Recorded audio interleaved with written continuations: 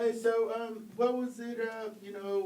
How did you select the Falcons through the free agency process, and what does it feel like to come back to your home state? It feels great to be back in my home state, playing for my home team. Through the process, it went by pretty quick. My agent called me and said, "Hey, the Falcons got this offer for you." And as soon as I heard it, it was pretty much a yeah. And yeah, man, it's great to be here. Mm-hmm. And reuniting with some familiar people, Coach Morris and GM Pace, is that a factor for you also? Oh yeah, it definitely was. It definitely was being back with Coach Raw and being able to be on the Coach Pace again. It's a great opportunity for me to come in and do what I do best.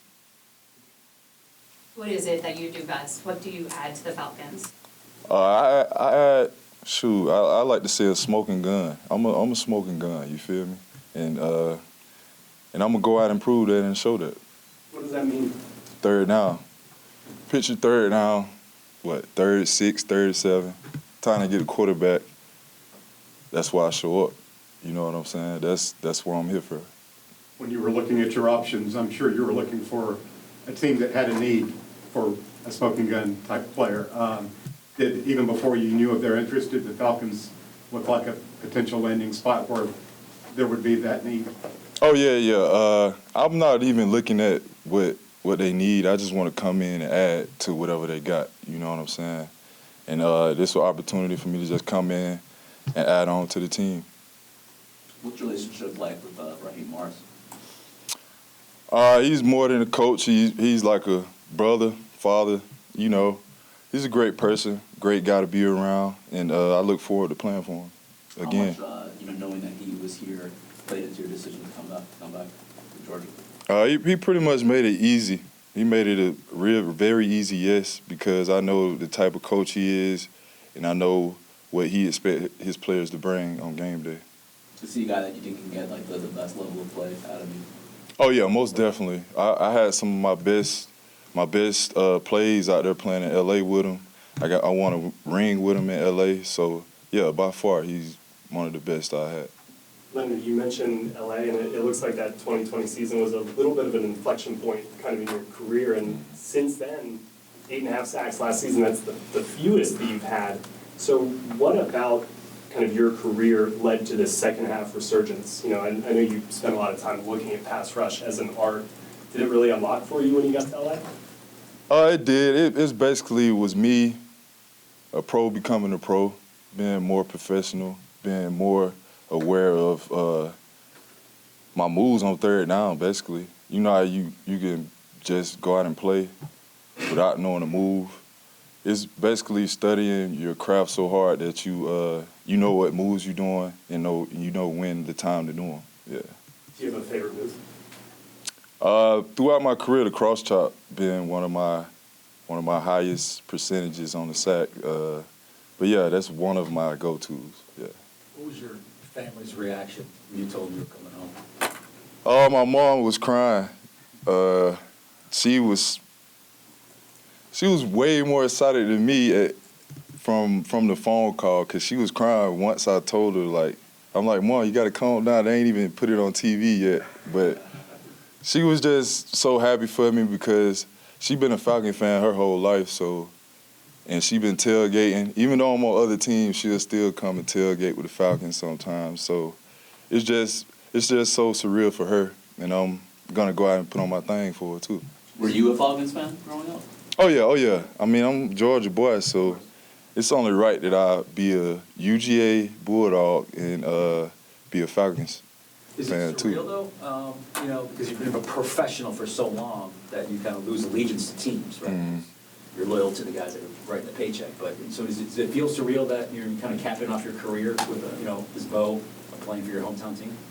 Yeah, it does. It's a blessing, and I'm gonna go out and work hard for it too. I'm not gonna let the opportunity pass me over. I know what's ahead of me, and I'm ready to grab it by the horns. Is your mom in charge of tickets? Yeah, she is, and it's a boatload of family trying to come. Pretty much everybody I see back home, hey, man, I'm coming to the game. I'm like, yeah, you got to talk to my mom, but we're going to figure it out. What do you think that first experience experience is going to be like for you to run out of the tunnel at Mercedes-Benz Stadium? It should be lit, man. It should be lit for sure. I plan on it being as lit as it can get, you know, just bright, just lit. A year ago, the Falcons' biggest off-season splash was signing a quarterback, and so then a lot of people were surprised when they made that their first-round focus. Would you be surprised or upset if pass rush help is the Falcons' first-round focus this year? I mean, I'll be happy, you know. To me, pass rush is like having a basketball team. You want to have a rotation. You want to have players that can come in and do their thing, and other players that can come in and do their thing. It got to be a basketball team. So the more the merrier, for sure. As someone who's followed the Falcons, you're probably aware that pass rush has been a little bit of an issue right over the last few years. Almost since like a John Abraham, a guy like that, as kind of like the last premier guy. Does that kind of excite you? Kind of the opportunity to maybe be that guy, that first guy in a long time? I'm always excited to, you know, go out for a season and get sacks because it's hard to do. It's hard to maintain consistency in this league, and it's just something I always look forward to every season, start from scratch and climbing up. So I look forward to that. You're almost a decade in the league. Was Atlanta, Georgia, was it your off-season home, or did you have a base somewhere else? Were you coming home after every off-season? Yeah, I've always been in Georgia every off-season, working out in like the Beaufort area. Yeah.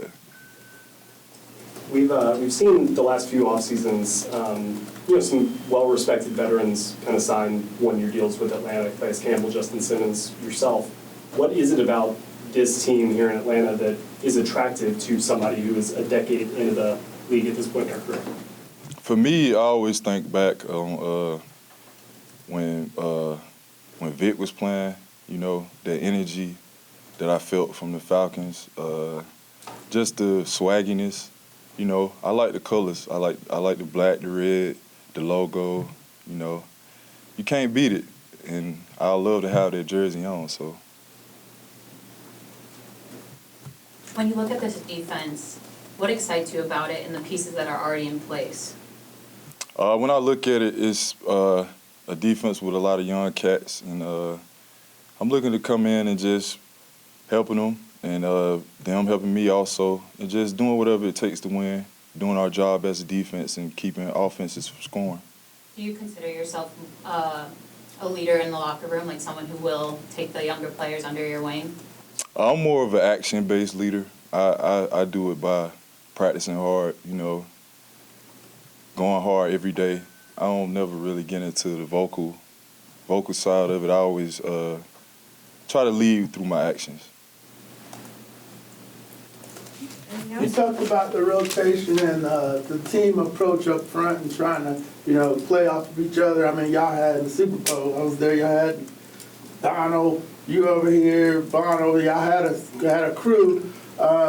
Is that what you're talking about here? How you guys have to play off of each other and do do what's best to get there as a group? Yeah. That's basically what I'm talking about. Having like what I had in LA, a group of guys that, you know, can work together as a unit, and not even if we don't get the sack, as long as we're affecting the quarterback. You know what I'm saying? Mm-hmm. It's basically playing off each other. Mm-hmm. I might not get the sack this play, but I'm gonna run this game hard as I can so you can. You know what I'm saying? Mm-hmm. It's basically like pick and roll basketball. Right. Or we can fast break it. Everybody, hey, let's go. Mm-hmm. You know what I'm saying? Yeah. Hey, have you talked to Coach Olbrook and discussed the philosophy and how they plan to approach things? We didn't dive too much on philosophy. Mm-hmm. We both know that I can do multiple things in the defense, and I played in multiple schemes. So I'm going to go out and do what I do best, you know, buy into the playbook and just buy into the coaching as well. And will you do the off-season program here and all that? And when does all that good stuff start for y'all? I know y'all got a little time out, a little bit more time out. Yeah, I'll definitely be here. I'm a Georgia boy, so I will be here for OTAs for sure. What does the off-season look like for you? What does the training look like? You get off the grid, clear your head. What does the next few weeks, months look like? Next few weeks, training with my trainer, working on pass rush. I'm big on game type situations, so I always work on pass rush, you know. Work on pass rush, work on pass rush, work on pass rush. That's all I do, yeah. Leonard, you've mentioned basketball a couple of times. It's clear that you're a fan. Do you ever draw any inspiration from basketball players when it comes to you as a pass rusher? Yeah. You can draw inspiration from them because it's all steps, and you can find yourself doing some of the same steps in football. You know how you do an inside move as a pass rusher. It's basically, you know, with the basketball, Euro stepping them, you know. So, yeah, you can see a lot from basketball and use it in football for sure. What's one of your favorite places to go to in this area that you're now going to be able to go to regularly? American Deli. I love American Deli. I'll probably go after this. I love the honey hot wings, you know, get the chicken fried rice, call it a day. You prefer American Deli over Wingstop? American Deli all day, man.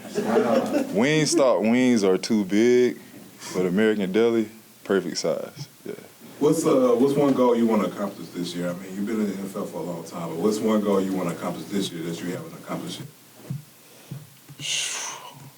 Getting my highest amount of sacks in one season. That's my goal. It's always been my goal every season. Yeah.